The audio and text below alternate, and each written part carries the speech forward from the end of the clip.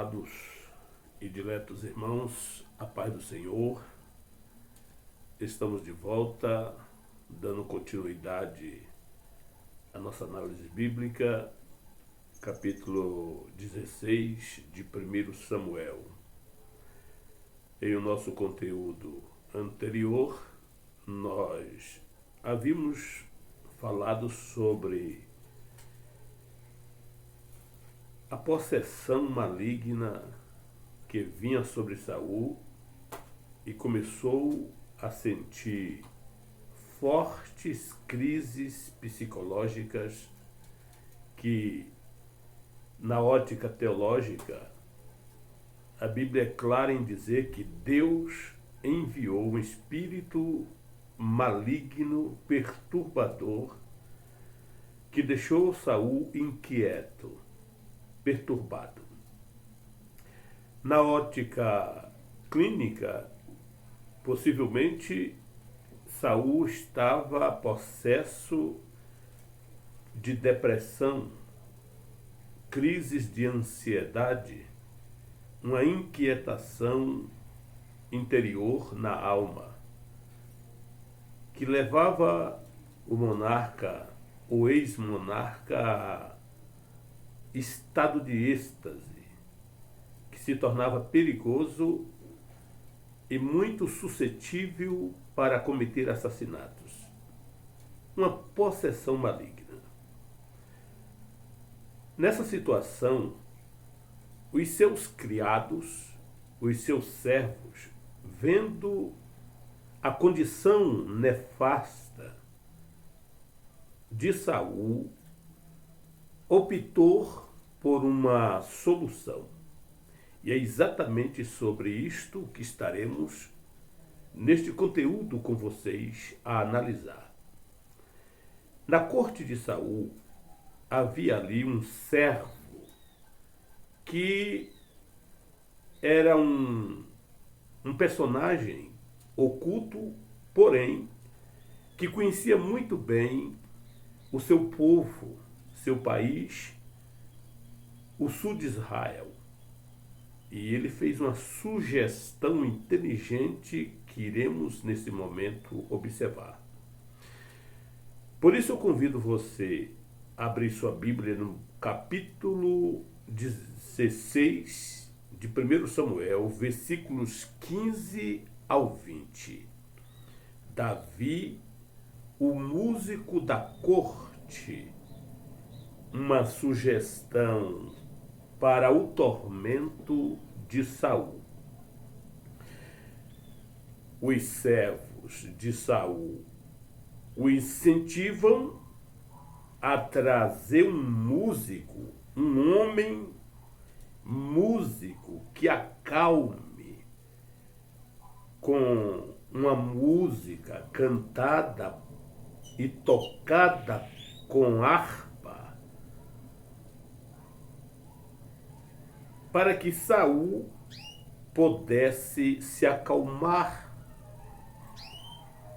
E é aqui que o jovem resoluto Davi começa a entrar em cena junto a Saul, e também Deus, em seus propósitos, utiliza desta oportunidade provida por ele mesmo para testar Davi, provar Davi, preparar Davi, estruturar Davi para suas responsabilidades futuras como soberano e como rei de Israel. Davi foi ungido rei, mas não ocupou o trono de imediato.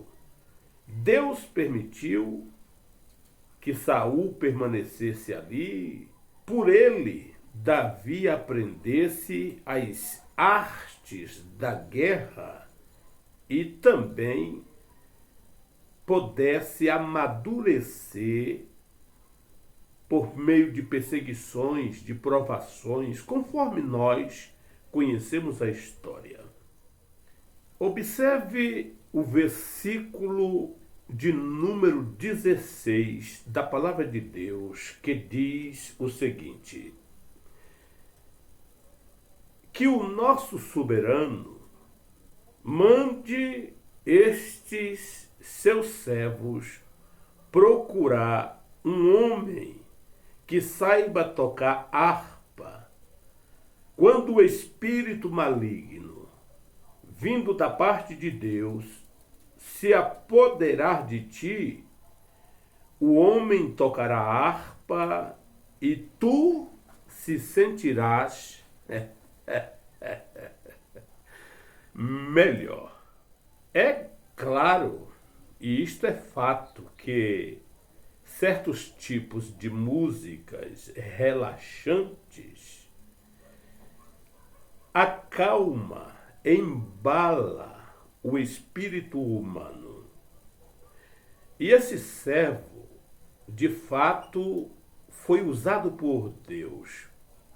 O mistério de Deus está aqui, nesse momento. E este servo, com certeza, ele foi estratégico. Ele foi usado por Deus para, nesta oportunidade, encaixar Davi, que era muito conhecido como salmista, compositor e músico, que sabia manejar bem a harpa. E a música, portanto, termina trazendo um certo alívio, um certo comportamento relaxante. Me faz lembrar quando Eliseu, o profeta, foi convocado por Acabe naquela intriga para tomar Ramote-Gileade. Chamaram Eliseu para profetizar. E quando ele chegou ali, ele perguntou: olha, me traga um arpista. Em respeito a Josafá, que está aqui presente, ó rei Acabe, não a você, eu vou trazer aquilo que Deus me mandar falar. Mas eu preciso de um arpista, de um músico.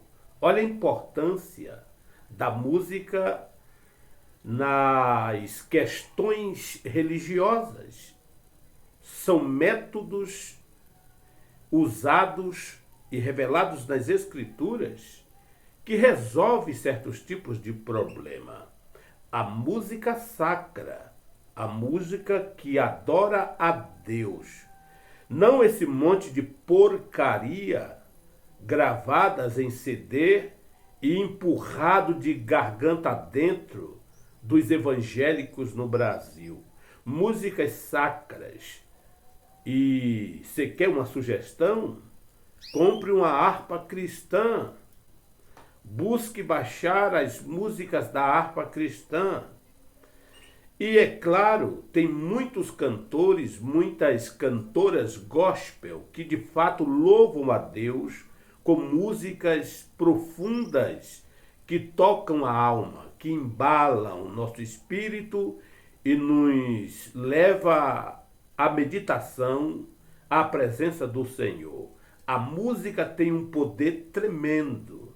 E esse servo, vendo o estado lamentável, deplorável do seu rei, ele então disse: é aqui e é agora.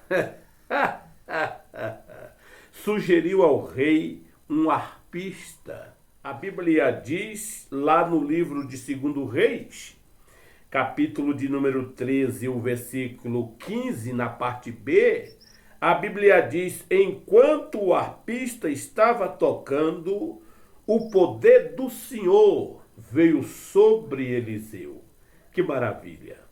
Quando você está na igreja escutando uma música sacra, maravilhosa, que te aproxima de Deus, um culto maravilhoso com músicas realmente sacras.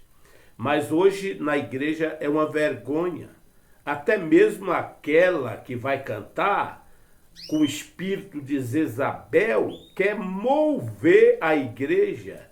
E como essas músicas gospel atual não move nada, eles querem fazer do povo uma coreografia. Levanta a mão, vira para lá, vamos sapatear e não sei o quê. E aí vira numa carnalidade, num culto irracional, num culto de pessoas neófitas, de pessoas que não sabem se comportar e acham que movimentos, pulo, gritaria, essas coisaradas é mover do Espírito Santo, mas não é. São apenas manifestações do espírito humano tentando um clima diferente no cenário, no culto, mas que não passa de blá blá blá.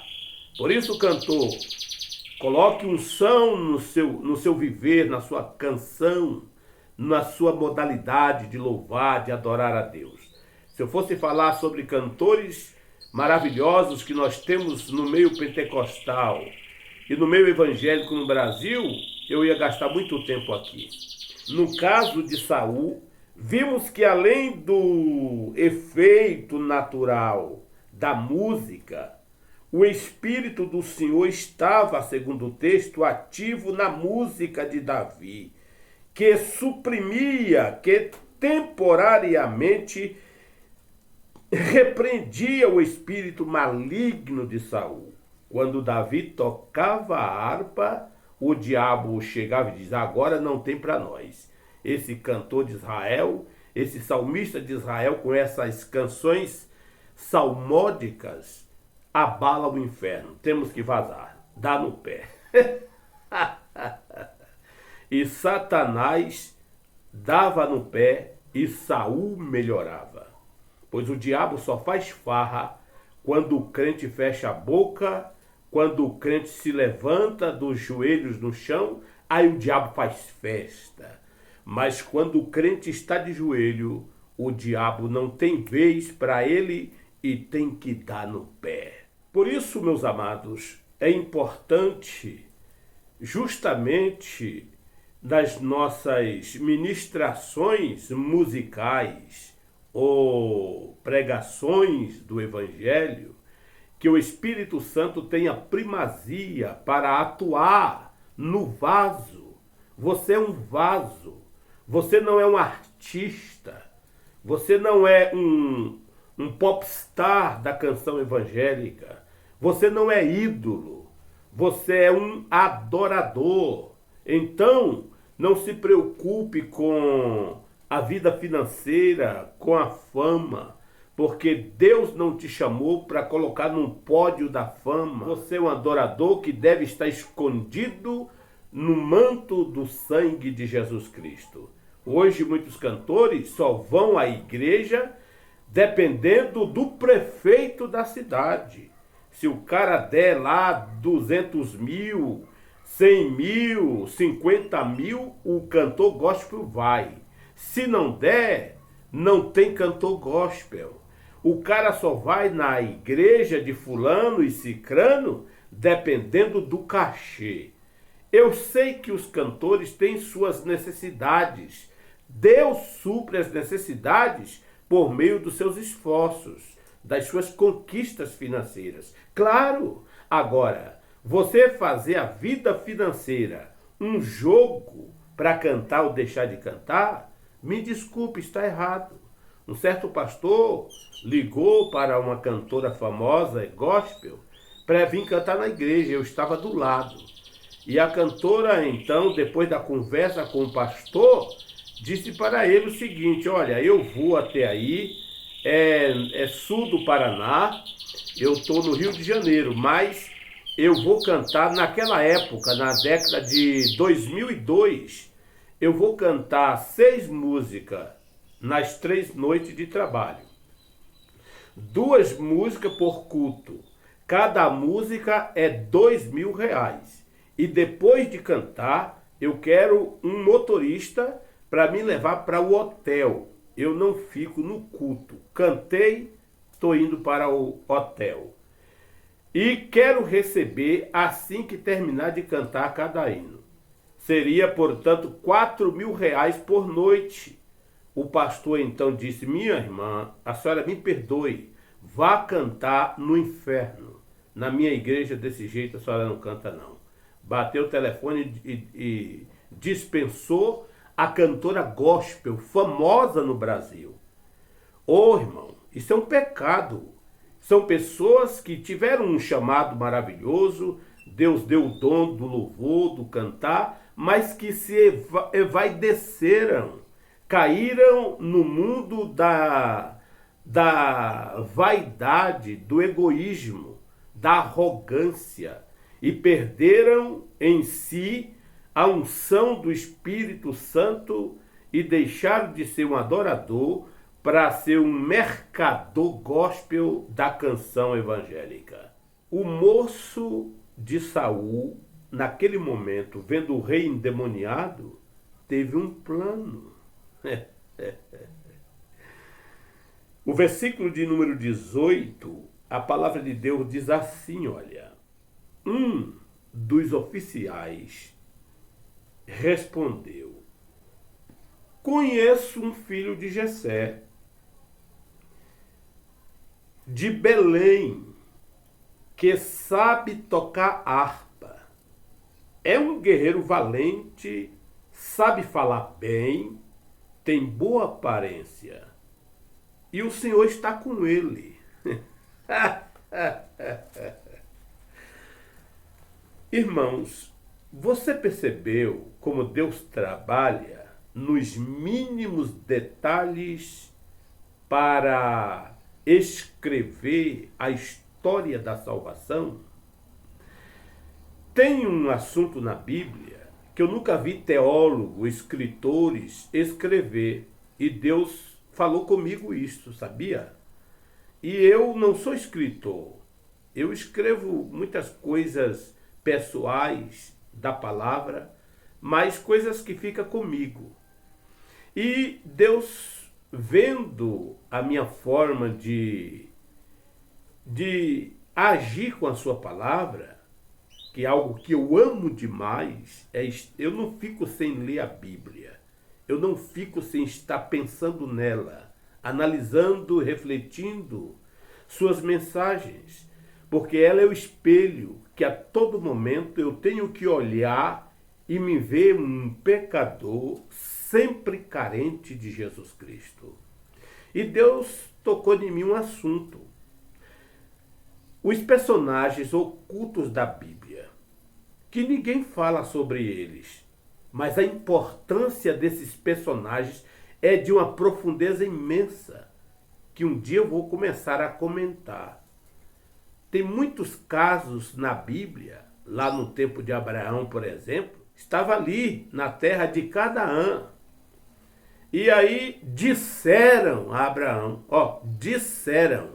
quando Abraão estava com seu filho na idade de casar, e ele não tomou nenhuma providência, estava vivendo ali a vida normal, e Isaac precisando de uma esposa. De repente, a Bíblia diz assim: disseram que lá em Harã tem uma família do teu sangue lá. Disseram. Quem disse?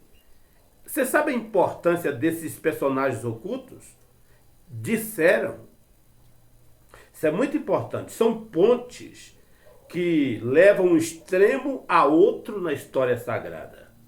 E eu vou terminar esse conteúdo e vou extrair todas essas passagenzinhas da Bíblia, e Deus vai me dar alguma mensagem nisto aí. Voltando ao texto, um servo no meio da corte vê uma situação lamentável.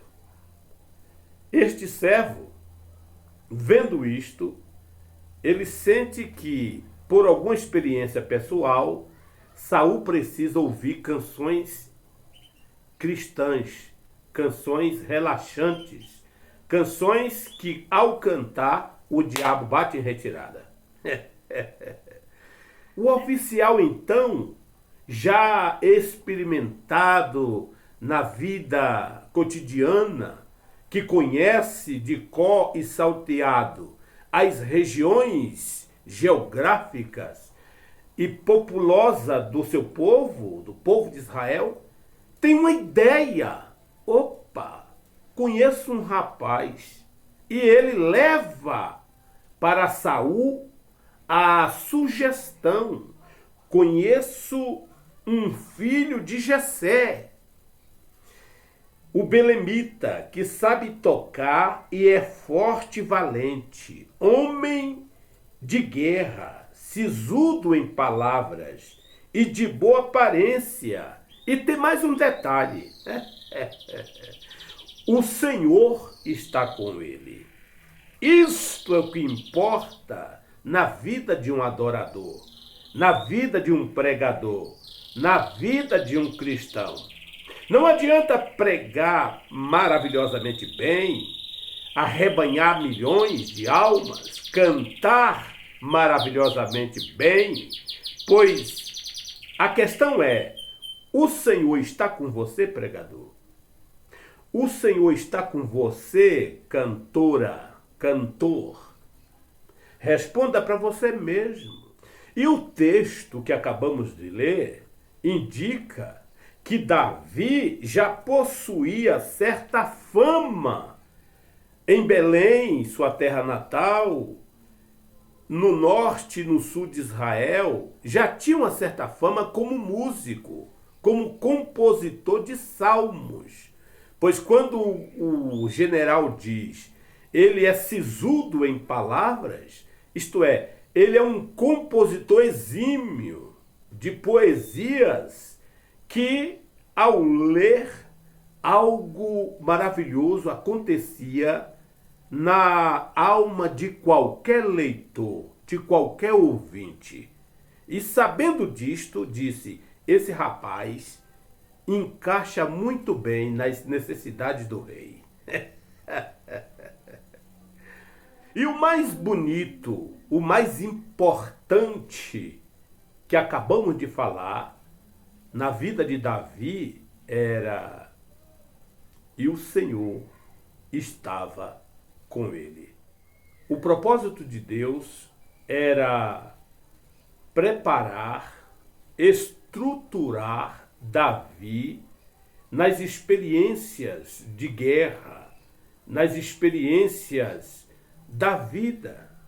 E Deus tinha um propósito de fazer de Davi um rei que seria mais tarde aquele de quem Jesus Cristo seria o descendente, conforme conhecemos a história. Então Davi deveria ser bem preparado. Por isso Deus não colocou ele de imediato no trono. Primeiro, Davi passou por uma experiência tremenda. Coitado do Davi, perseguido, aflições, lágrimas, teve que fugir, conforme nós conhecemos a história. O maior salmista de Israel. Mas Deus, que queria deixar para o mundo uma coletânea de mensagens consoladoras, edificadoras, permitiu Davi passar pelo funil e dali extrair os salmos mais palpitantes, mais inspiradores que temos nas Escrituras Sagradas. Como Deus trabalha para o presente e para o futuro da humanidade e principalmente da sua igreja, do seu povo. Como a Bíblia é fantástica na sua composição literária, na sua inspiração, na sua inerrância. Por isso a Bíblia não contém a palavra de Deus. A Bíblia, ela é a palavra de Deus completa, capítulo por capítulo, versículo por versículo, livro por livro. Por isso Deus colocou no meu coração para os humildes, para os que são de fato servos do Senhor, que querem buscar conhecer as Escrituras e se edificar no Senhor, analisar a sua palavra nesse perfil, como tem muitos aqui que criticam, mas eu não me importo com críticas. O que me importa é que estou fazendo o que Deus mandou e essa palavra está indo de encontro a alguém que com certeza Deus está preparando para o ministério, Deus está enchendo da unção do Espírito Santo. Isso é o que me importa. Agora você imagine aqui algo que me veio à mente, como que Deus trabalha. Saul estava possesso por Satanás. Deus tinha um plano com Davi. Davi, como eu disse, seria aquele por onde Jesus Cristo viria ao mundo na sua descendência de Judá, na descendência de Davi. Então, o propósito de Deus ali era futuro. E o que Deus faz? Olha como a tipologia bíblica é interessante. Deus colocou Davi frente a frente com Satanás. Você já pensou nesse detalhe? Deus colocou Davi frente a frente com Satanás. Quando Davi chegou na corte, conforme veremos nos próximos conteúdos, que Saul entrou em crise, que o diabo começou a cirandar com Saul, na mentalidade de Saul, no seu físico, que Davi viu aquilo, pegou a harpa e começou a dedilhar. O que é isso? E começou a falar ali uns salmos e o diabo bateu em retirada. Davi então percebeu que precisava destruir forças espirituais para a missão de Deus, o propósito de Deus acontecer em sua vida. E Davi, ao enfrentar o diabo de frente, com a canção e com os salmos, resolveu o problema e venceu o diabo através do louvor. Se você observar, quando Jesus Cristo iniciou o seu ministério, ele foi batizado por João. Olha, 40 dias sem comer e sem beber, em jejum com Deus. E o que ocorreu ali no deserto da tentação, não vou nem dizer, você conhece a história. Satanás não perdeu tempo. Eu acredito que o diabo começou a rosnar. Eu perdi a batalha com Davi, aquele músico chato. Suas canções são irritantes. Não consegui o meu propósito em Saul. Pois aquele músico de Israel, quando tocava aquela harpa e citava aqueles salmos, eu tinha que bater em retirada com todos os meus demônios. Mas agora encontrei uma oportunidade. Jesus de Nazaré, ele está faminto, 40 dias em jejum. É da raiz de Davi. Tem uma ligação com Davi, mas está faminto, está fraco. Eu vou derrotá-lo. Não vou aqui pregar essa passagem bíblica, mas a tipologia entre Davi e Jesus Cristo são totalmente algo que encaixa. E o diabo foi tentar a Jesus Cristo e saiu derrotado para sempre. O diabo não dorme, porém nós cristãos não devemos temer o diabo. Jesus pisou na cabeça da serpente. Jesus venceu o diabo. Jesus venceu o pecado. Jesus venceu a fúria da natureza. Jesus Cristo, o crucificado, que ressuscitou ao terceiro dia. Nele repousa a graça salvadora do Pai. E se você quer paz na alma, se você quer se ver livre dessa inquietação que te perturba, desta depressão, desse estresse, dessa situação psicológica, mental, eu aconselho você a se aproximar de Jesus Cristo, começando lendo os Salmos, lendo o Evangelho de João.